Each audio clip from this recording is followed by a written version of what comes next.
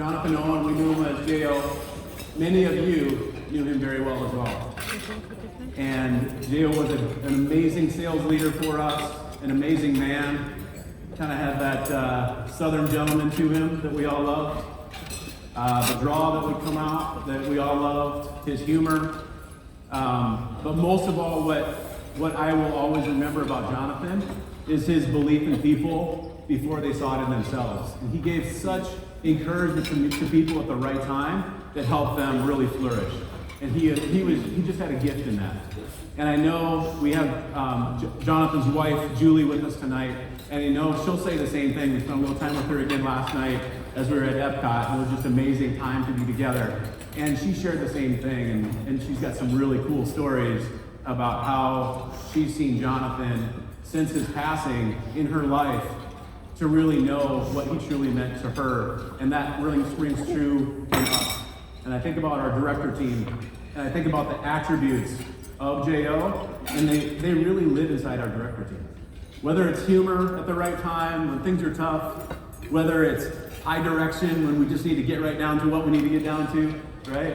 Whether it's someone that just needs a helping hand, I see that in our people, and I see that in all of you. And that's why it's such an important award for us, and I think a really important legacy award that we'll continue to celebrate as we move forward.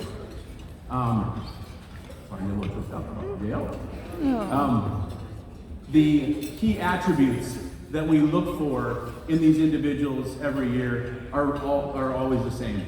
And that's passion for the business, a strategic approach, integrity, doing what's right all the time, and a persistent action, a bias toward action that he always had as we move forward. And that's what will embody the person who wins that award tonight.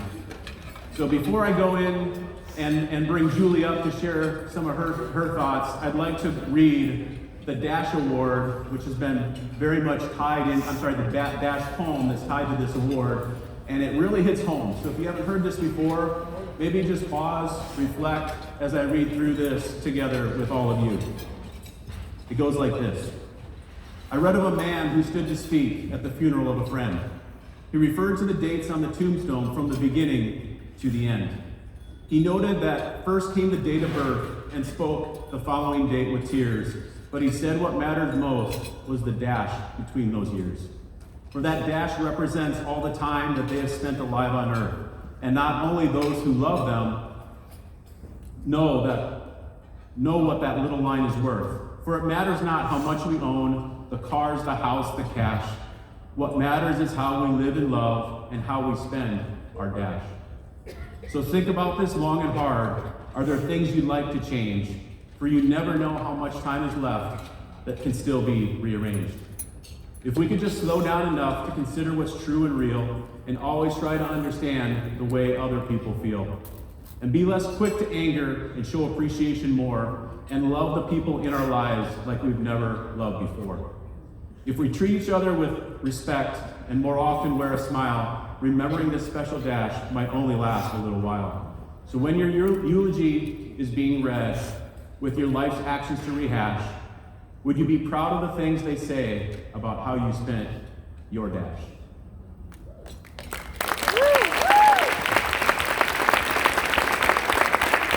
Definitely, please come up, Julie, thank you. Definitely a perspective giver. So welcome